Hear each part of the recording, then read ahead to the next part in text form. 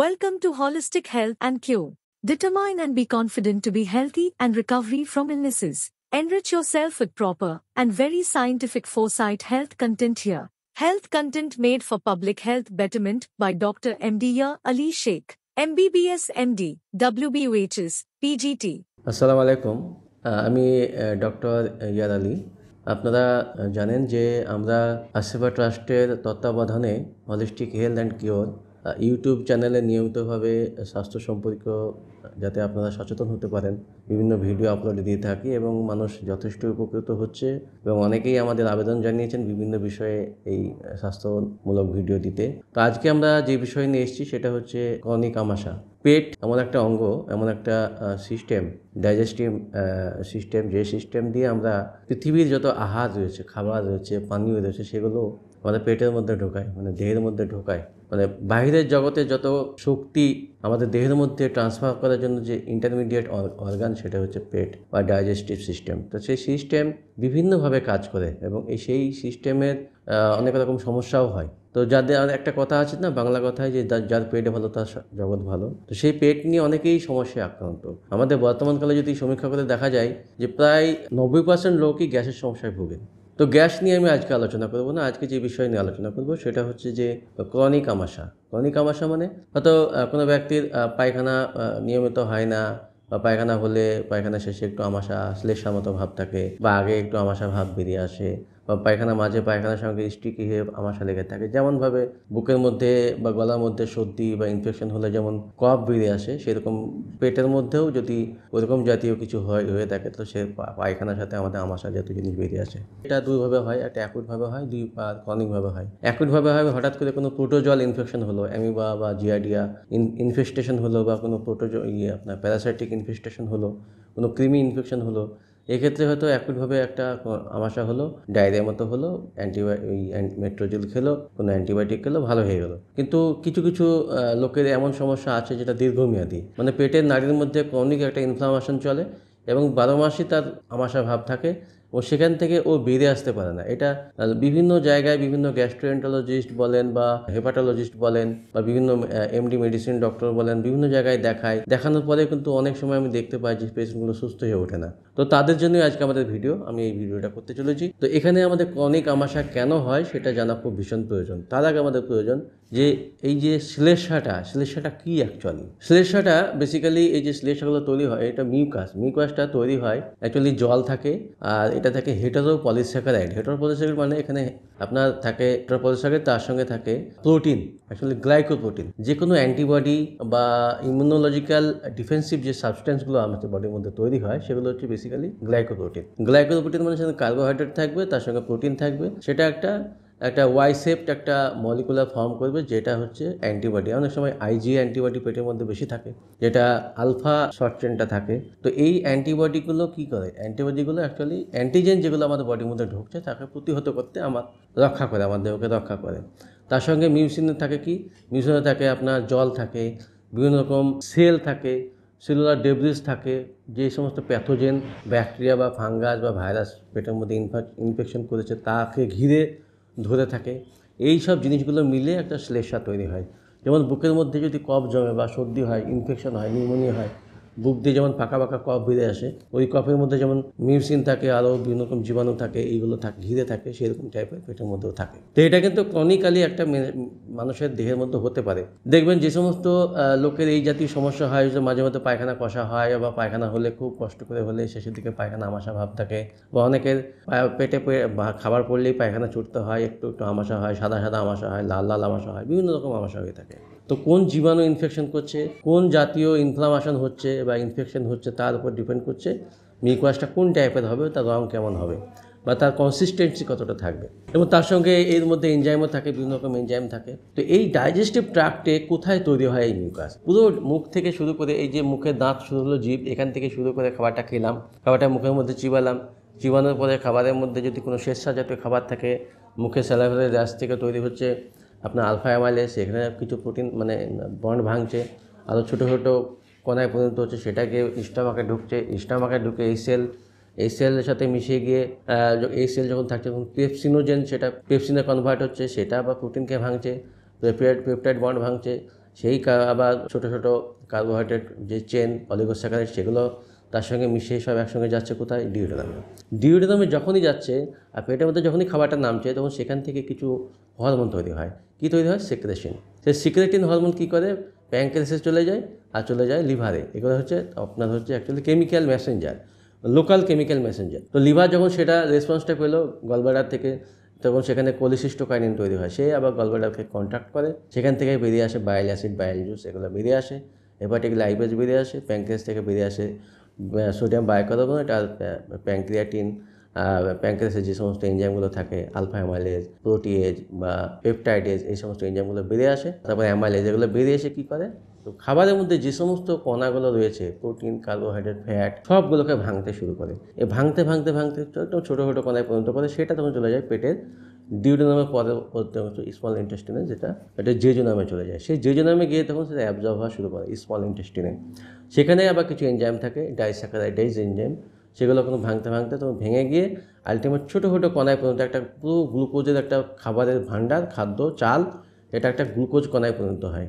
যে গ্লুকোজ কণায় পরিণত তখন পেটের মধ্যে শোষিত হয়ে কোথায় যায়? পেটের নাড়ির মধ্যে, কোষের মধ্যে ঢুকে, সেই কোষে তখন সেখান থেকে গিয়ে লিভারে ঢুকে পোর্টাল ভেন দিয়ে। এই লিভারে গেলে তখন বাকি কাজগুলো আমাদের পরপর দেহের মধ্যে সাপ্লাই হয়। এইভাবে প্রোটিন, ফ্যাট সবই হয়, amino acid, fatty acid, cholesterol, ester সবই অ্যাবজর্ব হয়। তার সঙ্গে বিভিন্ন রকম ভিটামিন, বিভিন্ন রকম নিউট্রিয়েন্ট, মিনারেল সবই আমাদের পেটের মধ্যে লিভারে যাচ্ছে। আলটিমেট কোথায় গেলে পৌঁছাচ্ছে? পেট থেকে লিভারে গিয়ে পৌঁছাচ্ছে। তাহলে ডাইজেস্টিভ ট্র্যাক্টের মধ্যে লিভার একটা গুরুত্বপূর্ণ অঙ্গ, যে হজম করতে সাহায্য করছে, বা হজম হওয়ার পরে, শোষণ হওয়ার পরে খাবারটা সেখানে গিয়ে পৌঁছাচ্ছে ও তার স্ক্রিনিং হচ্ছে। তো দেখেন, বাচ্চা যখন পেটে থাকে, একটা মায়ের পেটে যখন বাচ্চা থাকে, তখন বাচ্চা কিন্তু খায় না, মুখ দিয়ে খায় না। কী দিয়ে খায়? পেটের নাড়ি যেটা আছে না, আম্বিলিকাল ভেন দিয়ে খায়। আম্বিলিকাল ভেন দিয়ে চলে যায়, সেই আম্বিলিকাল ভেনটা কোথায় গিয়ে পৌঁছায়? লিভারে গিয়ে পৌঁছায়। আবার লিভারে সেই ব্লাডটা গোটা দেহে, বাচ্চার দেহে পৌঁছায়। আবার সেখান থেকে গোটা দেহ রক্ত আবার যখন চলে আসছে অশুদ্ধ রক্ত, সেখান থেকে আম্বিলিকাল আর্টারি দিয়ে আবার মায়ের দেহে প্লাজেন্টায় ঢোকে। তো আমি পৃথিবীর যে খাবারই খাই না কেন, খাবারের মূল লক্ষ্য হচ্ছে আগে লিভারে পৌঁছানো। কারণ লিভার এমন একটা মাদার অর্গান, এমন একটা কেমিক্যাল হাব, যেখানে সমস্ত খাবারের প্রসেসিং চলবে। সমস্ত খাবারকে হজম করার জন্য, তাকে বিভিন্ন রকম অন্য অন্য মলিকুলে কনভার্ট করার জন্য যে সমস্ত এনজাইমের ফ্যাক্টরি, সেটা হচ্ছে লিভার। সমস্ত রকমের কেমিক্যাল রিয়াকশান লিভারে হয়। লিভারে এমন কোনো এনজাইম নেই যে লিভারের উপস্থিত নেই, সমস্ত কাজ লিভারে হয়। তো এই লিভার কিন্তু খুবই ইম্পর্ট্যান্ট পেটের নাড়ির অবস্থা ভালো রাখার জন্য। কারণ লিভার থেকে বেরিয়ে আসছে বাইল অ্যাসিড, বাইল জুস, তো সেগুলো পেটের নাড়ির মধ্যে ডিটারজেন্ট হিসেবে কাজ করে, অ্যান্টিসেপটিক হিসেবে কাজ করে। মানে পেটের নাড়ির মধ্যে কোথাও যদি কোনো জীবাণু, ব্যাকটেরিয়া, ফাঙ্গাস বা ভাইরাস থাকে, সেগুলোকে নষ্ট করে দেয়, সেগুলো গ্রোথ করতে দেয় না, ফলে পেটের নাড়িটা ভালো থাকে। তার সঙ্গে যদি গ্রোথ ঠিকঠাক থাকে, তাহলে ওইখানে নর্মাল যে ব্যাকটেরিয়া থাকে সেগুলো ঠিকঠাক থাকবে। পেটের নাড়ির যে নর্মাল মুভমেন্ট, পেরিস্টালটিক মুভমেন্ট, একটা নির্দিষ্ট ছন্দে এগিয়ে যাওয়ায়, যে মুখে খাবার খাচ্ছে এখন, ঠিক 6 ঘন্টা বা 10 ঘন্টা 12 ঘন্টা পরে পায়োদ্বার দিয়ে বা অ্যানাস দিয়ে মল হয়ে যেগুলো শোষণ হবে না, হজম হবে না, সেগুলো বেরিয়ে যাবে। এই যে প্রসেসটা, মুখ থেকে পায়োদ্বার দিয়ে বেরিয়ে যাবে, এই যে লম্বা একটা টাইম, খাবারটা তো এক জায়গায় থাকে না, ও তো নামতে থাকে। শুয়ে থাকলেও নামবে, দাঁড়িয়ে থাকলেও নামবে, বসে থাকলেও নামবে। মানে কি, পেটের নাড়িটা সবসময় মুভমেন্ট করছে, সামনের দিকে সাপের মতো এগিয়ে যাচ্ছে। এই এগিয়ে যাওয়ার প্রসেসটা কী করছে? নাড়ির ভিতরে এই ইন্টেস্টিনাল এপিথেলিয়ামের লেয়ারের ভিতর দিকে থাকে internal nerve plexus, intestinal nerve plexus, সেই nerve plexus sympathetic nerve plexus এবং তার সঙ্গে ভেগাস নার্ভ। তো এইগুলো সবসময় কন্টিনিউয়াস ইলেকট্রিক্যাল কম্পালশন হচ্ছে, চেঞ্জ হচ্ছে, ফলে নাড়িগুলো মুভমেন্ট করছে। এখন যদি এই নর্মাল এই যে এপিথেলিয়াল লেয়ারের ভিতরে যে কোষগুলো রয়েছে, সেই কোষগুলো যদি ড্যামেজ হয়ে যায়, কোষগুলো ড্যামেজ হয়ে তার ভিতরে যদি নার্ভ প্লেক্সাস ড্যামেজ হয়ে গেলে নানা রকম সমস্যা হবে। নার্ভ প্লেক্সাস ড্যামেজ হয়ে গেলে যেটা হবে, পেরিস্টালটিক মুভমেন্টটা নষ্ট হয়ে যাবে। তখন কী হবে? যে নর্মাল পায়খানার গতিবেগ, পায়খানার বেগ পাওয়া, সেটা কিন্তু আসবে না, পায়খানা হতে কষ্ট হবে। এটা হলো একটা দিক, যেটা আমি আজকে আলোচনার বিষয় না। আজকের বিষয়ে আলোচনা হচ্ছে যে আমাশা।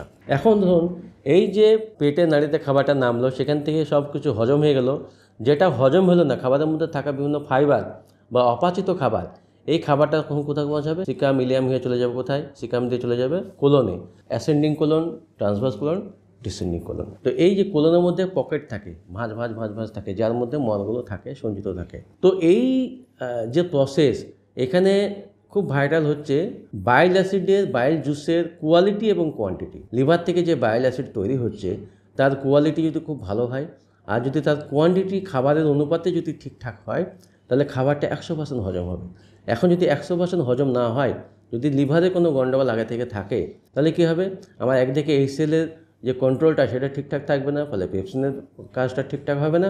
তার সঙ্গে লিভার থেকে বেরিয়ে আসা বাইল জুসের কোয়ালিটি কোয়ান্টিটি ঠিকঠাক না থাকার জন্য পেটের মধ্যে যে খাবারটা ঢুকছে প্রোটিন ফ্যাট সেটা ঠিকঠাক অ্যাবজর্ব হবে না বা ঠিকঠাক পরিমাণে ভাঙবে না, ফলে কিছুটা না ভাঙা প্রোটিন বা না ভাঙা ফ্যাট পেটের মধ্যে থেকে যাবে। ও যখন থেকে যাবে তখন কী করবে, ও অ্যানারোবিক কন্ডিশনে ও র্যানসিড পচে যাবে। পচা অবস্থায় তখন অ্যামোনিয়া গ্যাস তৈরি করবে, মিথেন গ্যাস তৈরি করবে, নাইট্রোজেন অক্সাইড তৈরি করবে, এই যে জিনিসগুলো ইউরিয়া তৈরি করবে, এইগুলো তৈরি করে পেটের মধ্যে একটা ফাঁপা ভাব তৈরি করবে, মানে পেটের মধ্যে বাতাসে ভর্তি হয়ে থাকে এরকম ভাব তৈরি করবে। তো উপর দিক দিয়ে ঢেকুর উঠবে, নিচের দিক দিয়ে বায়ু বের হবে, এই সব জিনিসগুলো তৈরি হবে।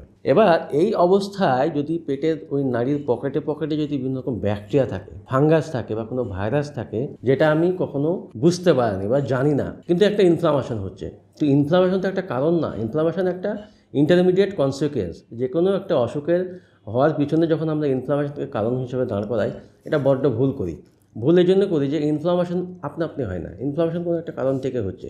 তো ইনফ্লামেশনটা কি? ইনফ্লামেশন হয় কোনো অক্সিডেটিভ ইনজুরি থেকে হচ্ছে, কোনো কেমিক্যাল সেখানে অ্যাটাক করছে, তার ইলেকট্রিক্যাল অ্যাকশন পোটেনশিয়াল সেগুলো চেঞ্জ করতে একটা কোষের মধ্যে বা কোষের মধ্যে ঢুকে তার ডিএনএ সিকোয়েন্স চেঞ্জ করছে বা তার প্রোটিন এনজাইমের বিভিন্ন ব্যাঘাত ঘটাচ্ছে, এটা করছে। অথবা কোনো ভাইরাস বা কোনো জীবাণু বা কোনো ব্যাকটেরিয়া বা টক্সিন সেগুলো কোষ খেয়ে সব সময় অ্যাটাক করছে এবং সেখানে কোষগুলো নষ্ট হয়ে আছে বা ইনফ্লামেশন হচ্ছে। এখন এই ইনফ্লামেশন যখন হচ্ছে, কোনো অ্যাটাক যখন হচ্ছে, তখন দেহকে প্রতিহত করার জন্য মানে ইন্টেস্টিনাল এপিথেলিয়াল লেয়ারকে পুরো লাইনিং এই পাইপটাকে ঠিক রাখার জন্য, ভিতরের লেয়ারটাকে ঠিক রাখার জন্য আমার দেহের যে ইমিউনিটি সিস্টেম, আল্লাহ প্রদত্ত যে প্রতিরক্ষা ব্যবস্থা, সেখানে কি হয়, তখন ওই enterocyte cell, goblet cell, mucous necks cell, এই জাতীয় সেল থেকে তখন প্রচুর পরিমাণে মিউকাস তৈরি হয়। মিউকাস মানে হচ্ছে watery substance rich with enzyme, glycoprotein যেগুলো বা অ্যান্টিবডি, এগুলো দিয়ে ভর্তি, যেগুলো কী করে ওই ইনফ্লামেটরি রিয়েজেন্ট যেটা, সে টক্সিক কেমিক্যাল হতে পারে, ভাইরাস হতে পারে, ভাইরাসের কোনো টক্সিন হতে পারে, কোনো ব্যাকটেরিয়াল টক্সিন হতে পারে, ব্যাকটেরিয়া হতে পারে বা কোনো ফাঙ্গাস হতে পারে, তার যে কোনো সাবস্ট্যান্স যেটা আমার ওই ওখানে ইনফ্লামেশন তৈরি করছে বা ক্ষতি করছে, তাকে পুরো ঘিরে ধরে, যাতে ও ফার্দার আমার পেটের মধ্যে থেকে ব্লাডে না ঢুকতে পারে বা পোর্টাল ভেন থেকে লিভারে না পৌঁছাতে পারে।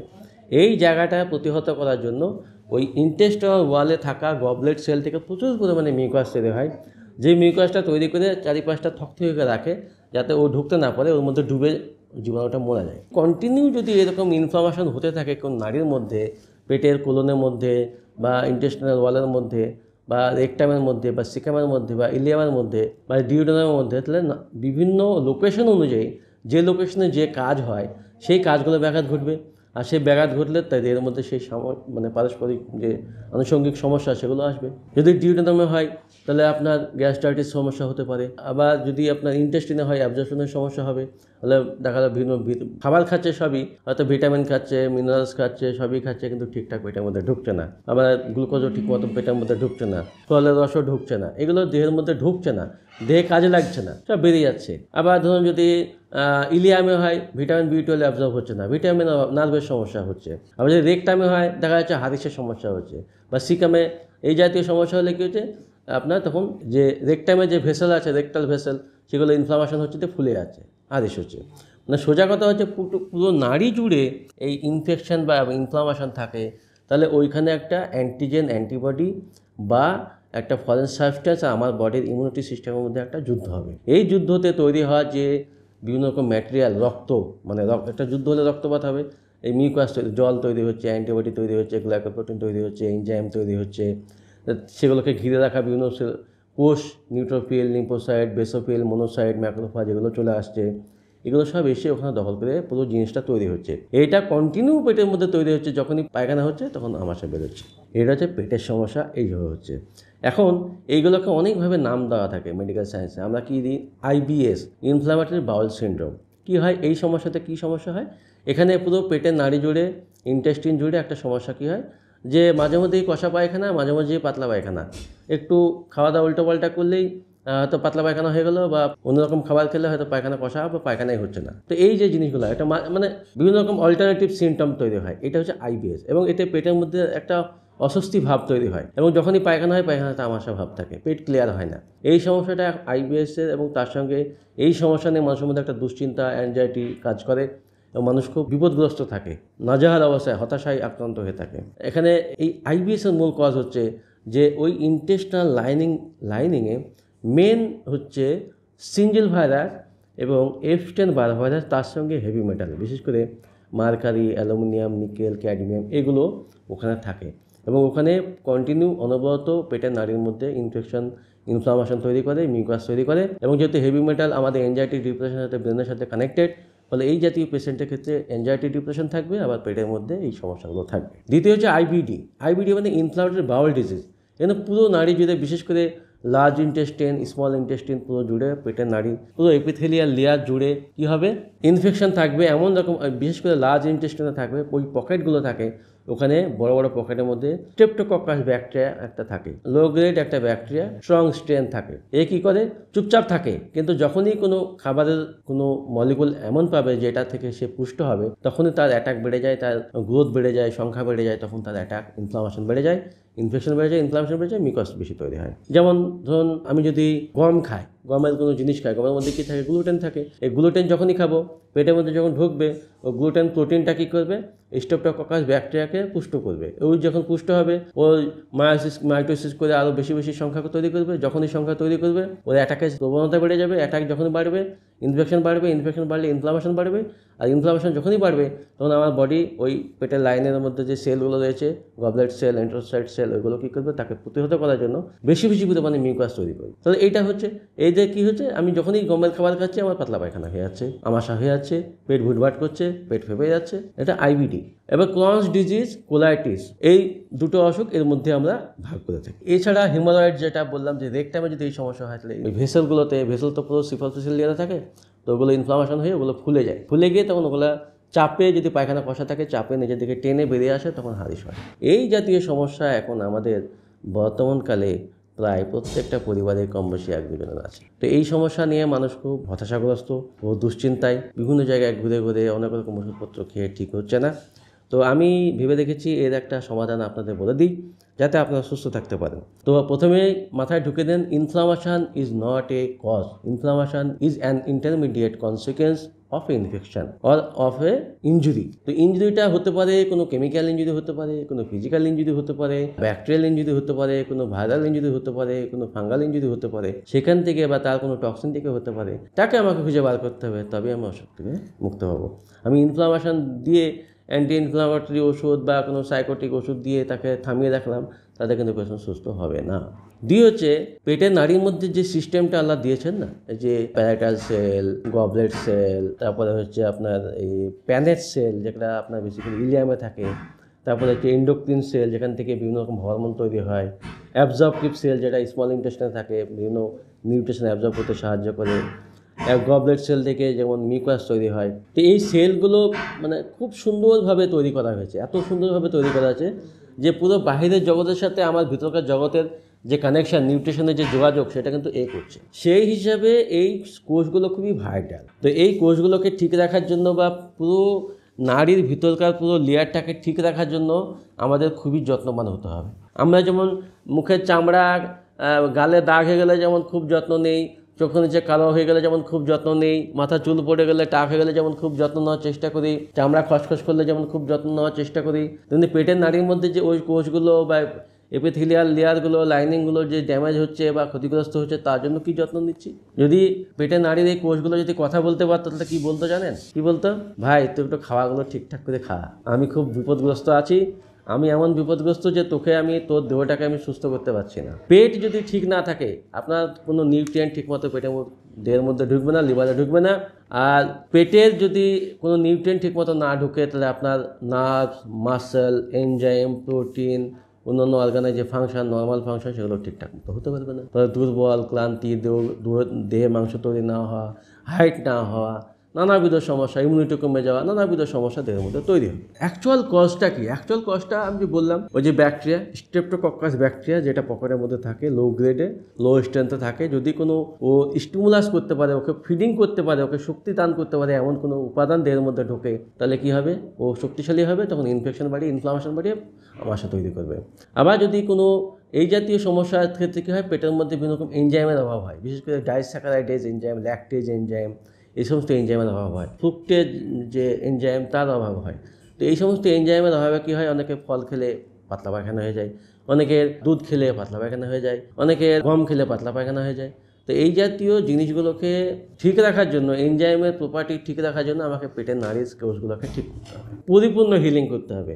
পরিপূর্ণ হিলিং করার আগে ফার্স্ট আমাকে চয়েস করতে হবে যে লিভারের সঙ্গে স্টমাকের কানেকশনটা ঠিক আছে কিনা, এবং পেটের নাড়ির মধ্যে যেখানে খাবারটা গিয়ে ঢুকছে সেই জায়গাটা ঠিকঠাক থাকছে কিনা, সেখানে খাবারটা ঠিকঠাক পাইলিং হচ্ছে কিনা, ঠিকঠাক মিশছে কিনা, সেখানে মুখের লালা রস বা স্যালাইভারি রস, পেপসিন, HCl ঠিকঠাক পরিমাণে মিশ্রিত হয়ে খাবারটাকে ভাঙতে পারছে কিনা, সেই পরিবেশে ফাঁকা জায়গায় থাকছে কিনা, এটা আমার প্রথমে অ্যাসিওর করতে হবে। তার জন্য খাবার কখনোই বুক ভরে গলা ভরে খাওয়া যাবে না। প্রথম নিয়ম হচ্ছে, খাবার আপনি খাবেন, খিদে লাগিয়ে খাবেন, যখন আপনার দেহ নিড আছে, যখন আপনার অ্যাপেটাইট সেন্টার স্টিমুলেট করবে হাইপোথ্যালামাস থেকে, তখন আপনি খাবেন। আর যদি এখন আমরা যে নিয়মে চলি যে খাওয়ার পরে খাওয়া, এই নিয়মটা করা যাবে না। মিনিমাম একটা পেটে খাবার ঢোকার পরে যে খাবারটা ঢুকলো, 1/3 ভাগ হোক বা 2/3 ভাগ যেটা খেলাম, তারপর কিছুটা জল খেলাম, ওর সঙ্গে HCl মিশলো, HCl মিশে HCl এর কোয়ালিটি ঠিক রাখার জন্য আবার লিভার কাজ করছে, অথবা লিভারকেও ঠিক রাখতে হবে। তো এই মিশ্রণের জায়গাটাকে ঠিক রাখার জন্য আমাকে খাবারের পরিমাণটা সবসময় 1/3 বা তার থেকে কম বা একটু বেশি রাখতে পারি। 2 হচ্ছে, লিভার যদি কোনো রকমের ডিস্টার্ব ফিল হয়, লিভার ক্ষতিগ্রস্ত হয় এমন যে কোনো জিনিস দিয়ে, হাই প্রোটিন হাই ফ্যাট, মানে লিভারকে বেশি পরিমাণে কাজ করতে হবে, তাহলে এই জাতীয় খাবার প্রথমে অ্যাভয়েড করতে হবে। আবার যে কোনো GMO ফুড, বিশেষ করে সয়াবিন তেল, সয়াবিন বা কেমিক্যাল সমৃদ্ধ খাবার, প্রসেসিং করা খাবার, MSG, অ্যাসপার্টেম, স্যাকারিন, এই জাতীয় খাবারগুলো যদি লিভারে গিয়ে ঢোকে, লিভার ক্ষতিগ্রস্ত হবে। আবার বিভিন্ন রকম পেস্টিসাইড, হার্বিসাইড যুক্ত খাবার বা তার সেইগুলো সমৃদ্ধ খাবার, যেমন অর্গানিক, ইনঅর্গানিক ওয়েতে চাষ করা সবজি, ফল, ফসল, মাছ, এগুলোতেও কিন্তু আমার লিভার ক্ষতিগ্রস্ত হবে। আবার বিভিন্ন রেডিয়েশন বলতে 5G, CT স্ক্যান, MRI, এই যে এক্সরে, এই যে ছবির অনেক রেডিয়েশন লেভেলে ঢুকছে, সেগুলো ক্ষতিগ্রস্ত হবে। তার সঙ্গে যদি লিভারে কোনো ক্রনিক জীবাণু থাকে, স্ক্রাব টাইফাস থাকতে পারে, তারপরে হচ্ছে সালমোনেলা টাইফি থাকতে পারে, প্যারাটাইফি থাকতে পারে, ম্যালেরিয়া ডরমেন্ট স্টেজে থাকতে পারে, বিভিন্ন রকম জীবাণু যদি লিভারের মধ্যে ক্রনিক স্টেজে থাকে, যে এখনও শক্তিশালী হয়নি কিন্তু দুর্বল হয়ে পড়ে আছে, লিভার তাকে প্রতিহত হবে, কারণ লিভারকে সেখানে ব্যস্ত থাকতে হচ্ছে।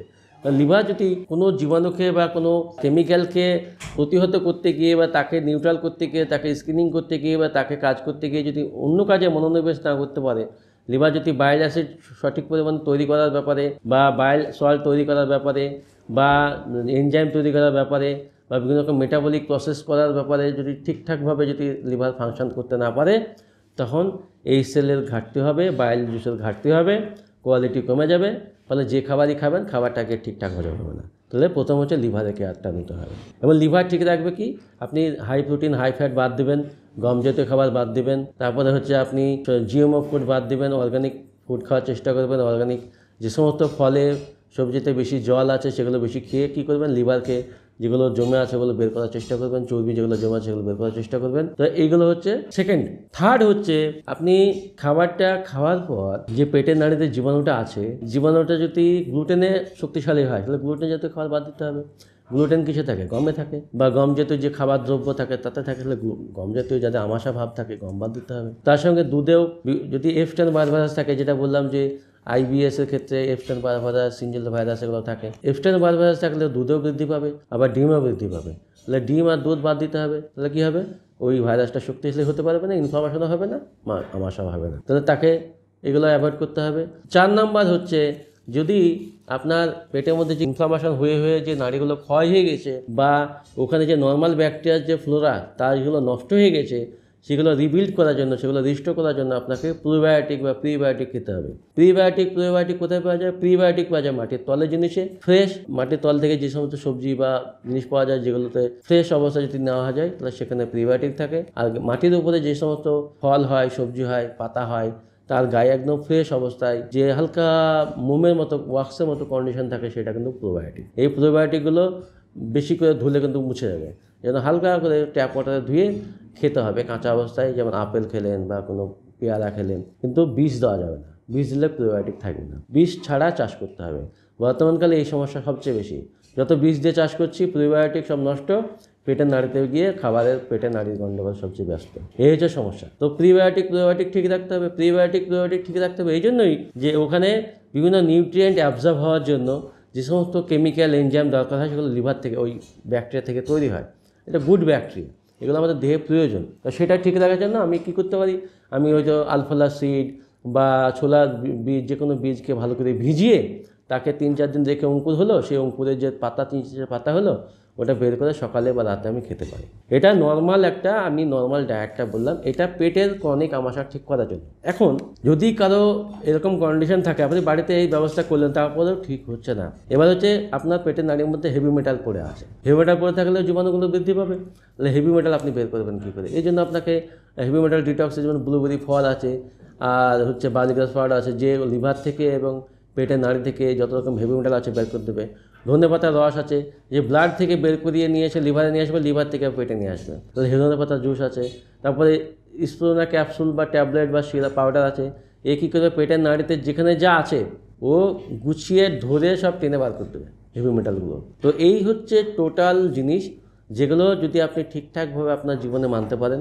আর একটা খুবই ইম্পর্টেন্ট, সেটা হচ্ছে যে যেগুলো ক্ষয় হয়ে গেছে পেটের নাড়ির মধ্যে যে কোষগুলো, তাকে রিস্টোর করার জন্য আপনি নিয়মিত জোয়ান গাছের জুস বা জোয়ান গাছের কাণ্ডের জুস বা শশার জুস বা অ্যালোভেরার জুস অথবা আদা লেবুর জুস বা মধু বা কালো জিরা মিশিয়ে যে জুস বা তার সঙ্গে একটু লেবু মিশিয়ে, এগুলো আপনি যদি মর্নিংয়ে খালি পেটে খেতে পারেন বা শোয়ার সময় খেতে পারেন, কিন্তু প্রোবায়োটিক বা প্রিবায়োটিক বা যেগুলো ক্ষয় হয়ে গেছে সেগুলো মেরামত করতে খুব সাহায্য করবে। এই টোটাল জিনিসটা ক্রনিক আমাশার ব্যাপারটা বললাম। এখানে ক্রনিক আমাশার আলটিমেট টেক হোম মেসেজ হচ্ছে এই, যে ক্রনিক আমাশা একটা খুব বিরক্তিকর সমস্যা এবং ক্রনিক আমাশা নিয়ে মানুষ অনেকেই আক্রান্ত এবং বিরক্ত এবং একটা অ্যানোয়িং লাইফ জীবনযাপন করছে। সেই জায়গাতে এই ক্রনিক আমাশা নিয়ে আমাদের মধ্যে একটা যথেষ্ট সুস্থ এবং সঠিক পরামর্শ বা জ্ঞান থাকা দরকার, যার জন্য এই ভিডিও করা। তার জন্য যে কথাগুলো বললাম সেটা হচ্ছে পেটের পুরো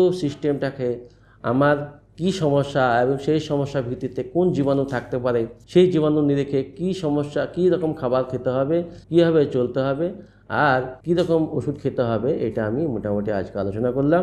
যার সারসংক্ষেপ কথা হলো, ক্রনিক আমাশা আমরা যে মনে করি যে লাইফ টাইম থাকবে, সাদা আমাশায় ভালো হয় না, এই মনের মধ্যে পতিত বদ্ধমূল বিশ্বাস থেকে বেরিয়ে আসতে হবে এবং আমাদের মনের মধ্যে আত্মবিশ্বাস তৈরি করতে হবে যে আমাদের দেহের মধ্যে কোনো অসুখই আপনা আপনি হয় না, আমার দেহের কোনো অসুখই দেহ তৈরি করে না, কোনো একটা অসুখের কারণ হিসেবে অন্য একটা অসুখকে দায়ী করা যায় না।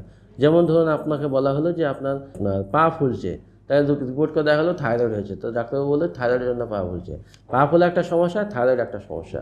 তো এই যে একটা অসুখের জন্য আরেকটা অসুখকে দায়ী করা, এই জিনিসটা হচ্ছে পুরোটাই ভুল আমার মনে হয়। তো সেই জায়গাতে দাঁড়িয়ে আমাদের অসুখের মূল কজটা খুঁজে বার করতে হবে।